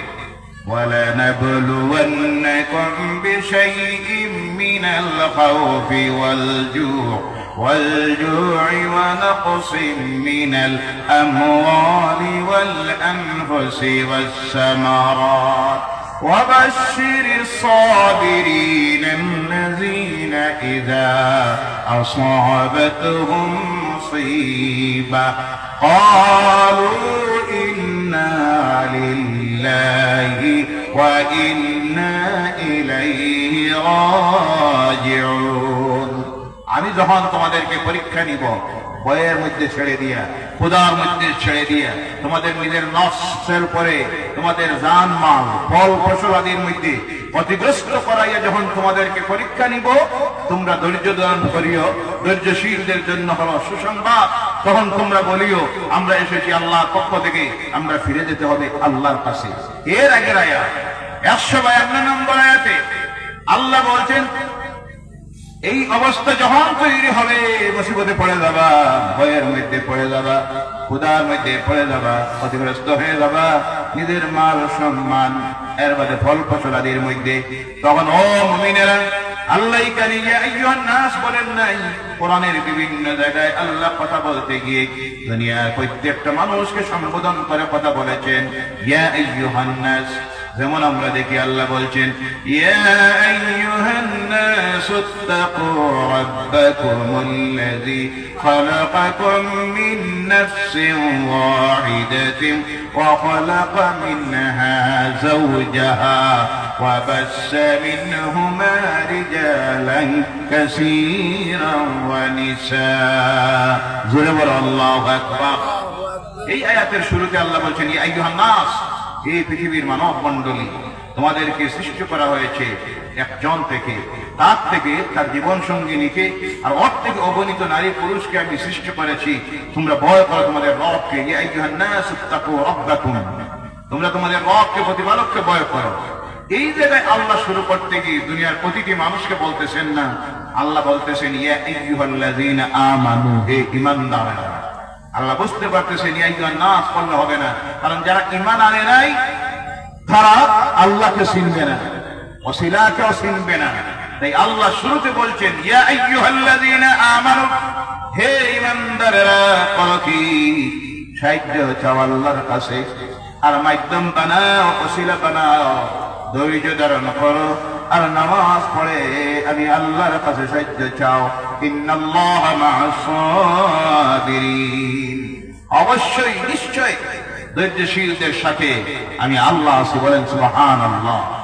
ওই যে আল্লাহ এখানে সাহায্য চাওয়ার জন্য মাধ্যম, যেটাকে বলা হয় ওসিলা, যেটাকে বলা হয় ওসিলা, এখানে আল্লাহ বলছেন নামাজকে ওসিলা বানাও, ধৈর্য ধারণ করাকে ওসিলা বানাও। ওই ওসিলা আমরা যাই অনেক সময় আল্লাহর ওলিদের কিনারায়, কথা বোঝা যায়, এদের কাছে চাওয়ার জন্য নয়, তাদেরকে সিজদা দেওয়ার জন্য নয়। আমাদের ধারণা আকীদা হলো আমরা গুনাহগার, আমরা কি কথা বলেন, আমরা কি গুনাহগার? আমরা ফেরেশতা নই, নবীও নই, রাসূলও নই, আমরা আদমের আওলাদ, আমরা গুনাহগার। আমার হাত তোলাকে আল্লাহ কবুল করতেও পারে, নাও করতে পারে। রহমত আসতেও পারে, নাও আসতে পারে। লানত আসতেও পারে। কিন্তু আল্লাহর নেক বান্দা যারা, আল্লাহর বন্ধু যারা হয়ে গেছেন, আউলিয়া কিরাম, ওয়ালিয়াল্লাহ, যারা আল্লাহর বন্ধু হয়ে গেছেন, তাদের কিনারায় গিয়ে যখন আমরা আল্লাহর দরবারে হাত তুলি, অথবা তাদের কাছে আমরা বলি, হে আল্লাহর ওলি, আমি গুনাহগার, আমার দোয়া আল্লাহ শুনতে পারে, নাও শুনতে পারে, তাই তোমার কিনারে আসলাম, তুমি আমার জন্য আল্লাহর দরবারে এই দোয়াটা করো, কারণ তোমার হাতটাকে আল্লাহ ফিরাইয়া দিবে না, কারণ তুমি হলে আল্লাহর বন্ধু। এর নাম হল ওসিলা, এর নাম ওসিলা। যেমন হযরত আব্দুল কাদের জিলানী রাহমাতুল্লাহি তাআলা আলাইহির জীবনের একটা ঘটনা আসতেছে। অনেক সময় অনেকে বলে এইসব বানাওয়ার ঘটনাগুলি, আল্লাহর ওলিদের জীবনে অনেক আল্লাহ ঘটনাগুলি ঘটাইয়াছেন, যার নাম হলো কেরামত, যার নাম কেরামত। নবীদের মাধ্যমে যেটা সংগঠিত হতো, অসম্ভবকে সম্ভব করে নবীরা যেটা করে দেখাতেন, তাকে বলা হয় মুজিজা। যেমন ছিল মুসা আলাইহিস সালামের হাতের লাঠি, যখন জমিনে ছাড়তেন কোন সময় সাফ হয়ে যেত, সুবহানাল্লাহ বলেন। নীল নদের মাঝে ছাড়লেন, প্রশস্ত রাস্তা হয়ে গেল, সুবহানাল্লাহ সুবহানাল্লাহ। হযরত দাউদ আলাইহিস সালাম যখন প্রয়োজন হতো লোহার জিনিসে হাত দিয়ে ধরতেন, ধরা মাত্র মোমবাতির মতো গলে গলে পড়ে যাইত, সুবহানাল্লাহ বলেন। হযরত সুলাইমান আলাইহিস সালামের এইভাবে একটা আসন ছিল, এর উপরে বসতেন, পৃথিবী, সারা পৃথিবী ঘুরে দেখার দরকার যখন হতো, একদিকে ছিলেন আল্লাহর নবী আর আরেকদিকে ছিলেন সারা পৃথিবীর শাসক, সুবহানাল্লাহ। তখন এর উপরে গিয়ে বসতেন আর বসে একবার তিলাওয়াত করতেন। আমার সঙ্গে জবান মিলিয়ে তিলাওয়াত করুন, বিসমিল্লাহির রাহমানির রাহিম। সঙ্গে সঙ্গে আল্লাহর কুদরতে ওই বসার আসন উপরের দিকে যাওয়া শুরু করত, এত দ্রুত বেগে চলত, সারা পৃথিবী প্রদক্ষিণ করে 1 মিনিটের ভিতরে আবার চলে আসত, সুবহানাল্লাহ। একজন নবীকে আল্লাহ একটা মুজিজা দিয়েছিল, আমার নবীর অগণিত মুজিজা ছিল। আল্লাহর নেক বান্দা যারা, তাদেরকে আল্লাহ বুঝার জন্য, সাধারণ মানুষ বুঝার জন্য, যে এরা আপনার আমার মতো মানুষ নয়, তাদেরকে বিশেষ ক্ষমতার অধিকারী আল্লাহ বানিয়ে দিয়েছেন আল্লাহর বন্ধু হওয়ার কারণে। তখন বুঝার জন্য তাদের থেকে অসম্ভব কোন কাজ আল্লাহ করাইয়া দিত, যাকে বলা হয় কারামত, যাকে বলা হয় কারামত। হযরত আব্দুল কাদের জিলানী রাহমাতুল্লাহি তাআলা আলাইহি, যাকে বলা হয় বরফি দস্তগীর রাহমাতুল্লাহি তাআলা আলাইহি, বাগদাদের সেই মুবারক শহরে তিনি আজ শায়িত, বলেন সুবহানাল্লাহ। সেই আব্দুল কাদের জিলানী রাহমাতুল্লাহ আলাইহি জীবনের মধ্যে একটা ঘটনা এসেছে।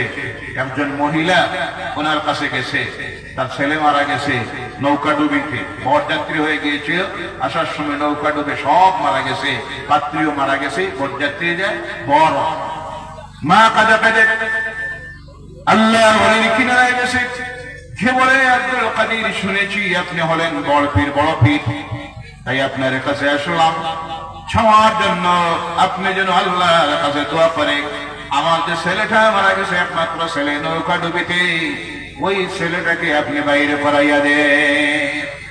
আব্দুল কাদের জিলানী রাহমাতুল্লাহি তাআলা আলাইহি বললেন, না, কোন মানুষ মারা গেলে কেউ জিন্দা হয় আসে?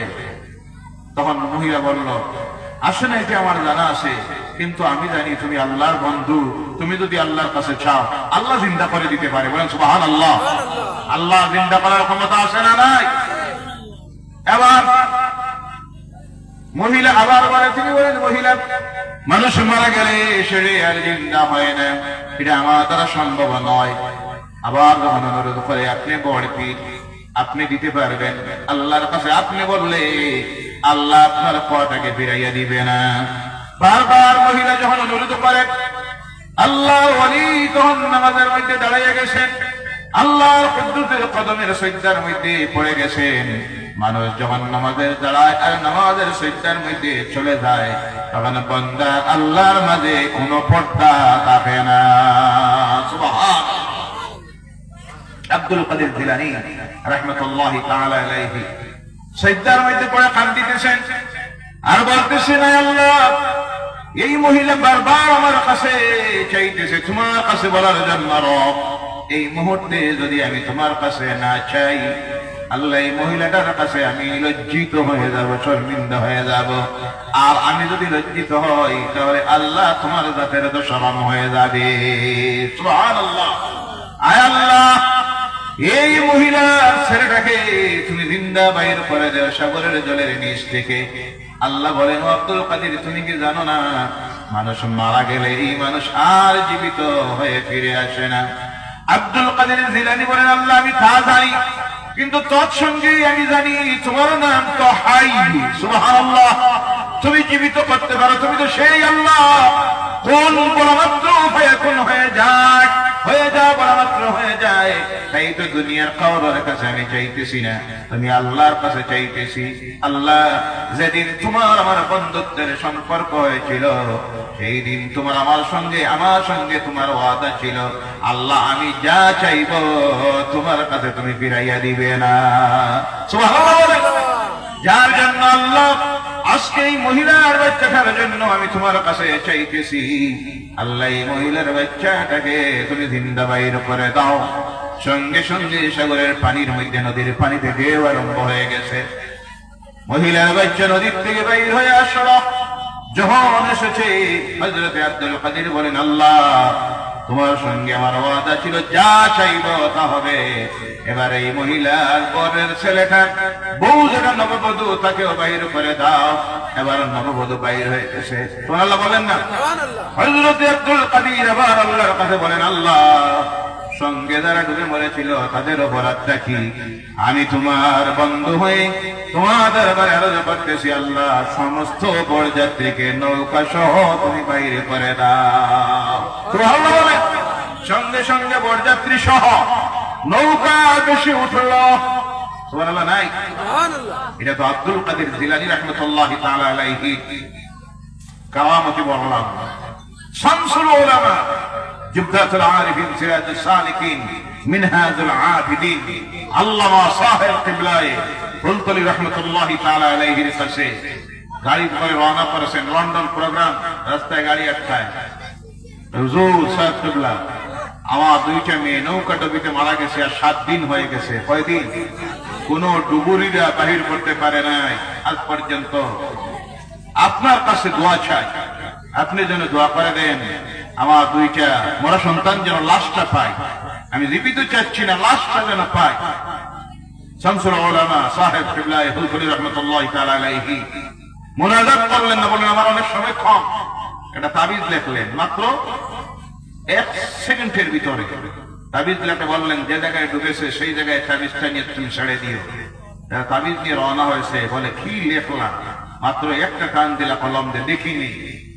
লেখা দেখা যায়, আমি ফুলতলি বলতেছি, ও নদীর পানি, পানির নিচে যে দুইটা বাচ্চা ডুবে মারা গেছে, আমি ফুলতলি বলতেছি, দুইটা বাচ্চাকে নদীর পানি বাইরে করে দে।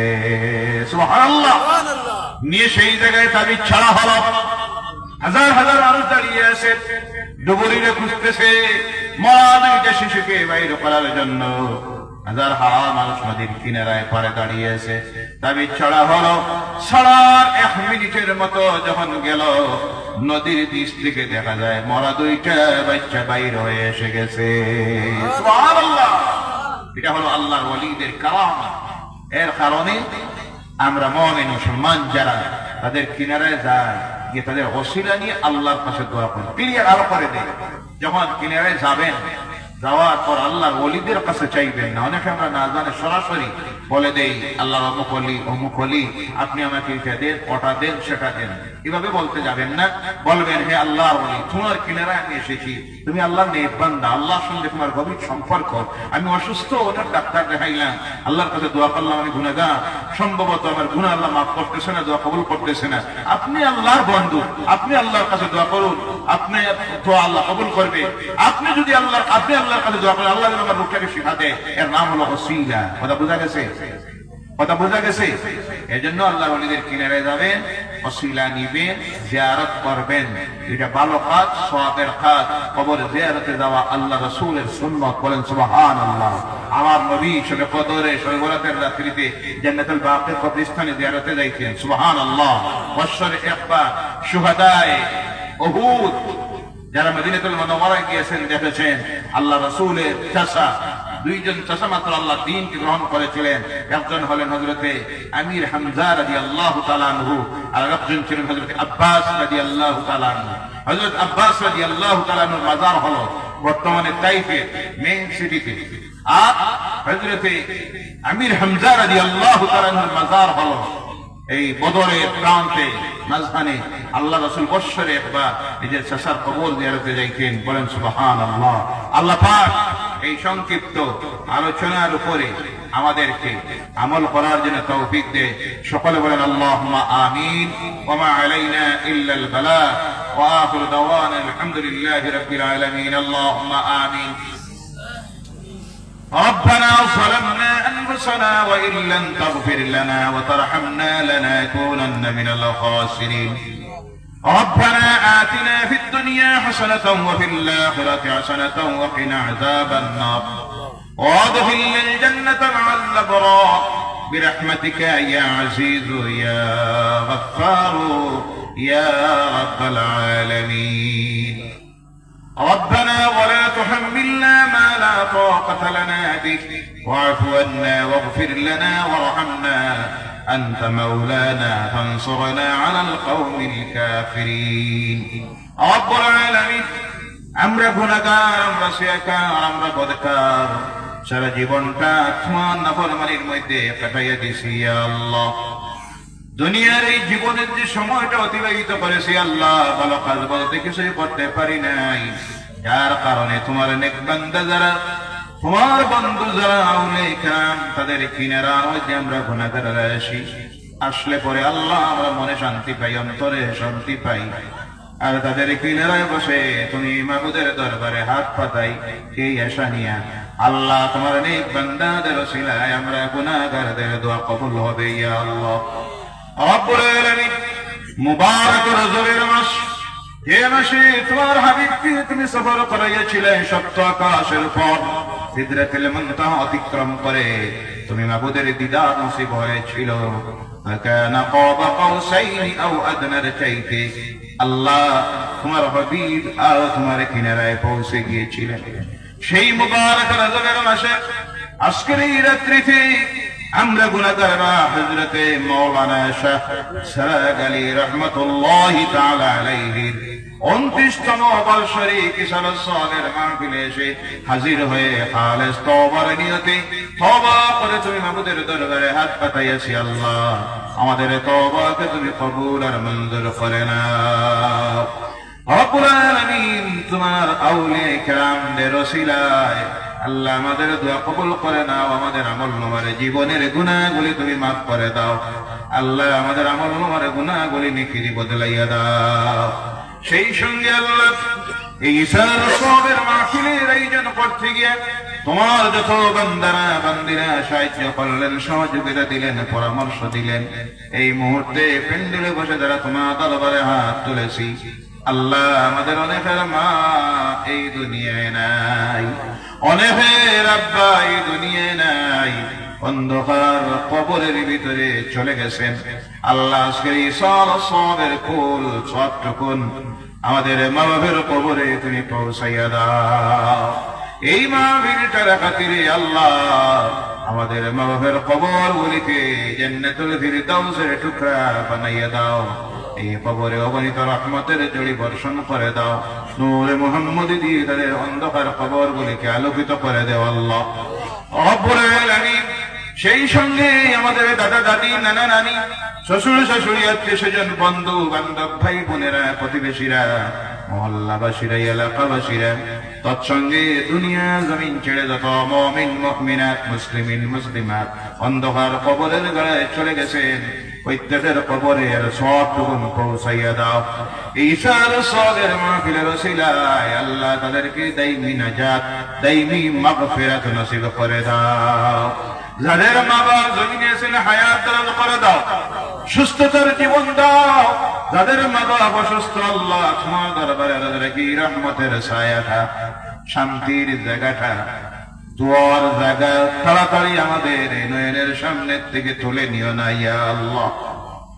রব্বুল আলামিন তোমার দরবারে বারবার আরজ করতেছি, তোমার নেক বান্দা তোমার ওলির কিনারে এসে ওসিলে নিয়ে আরজ করতেছি, আল্লাহ আমাদের প্রত্যেকের দিলের নেক আশাগুলি তুমি পূর্ণ করে দাও।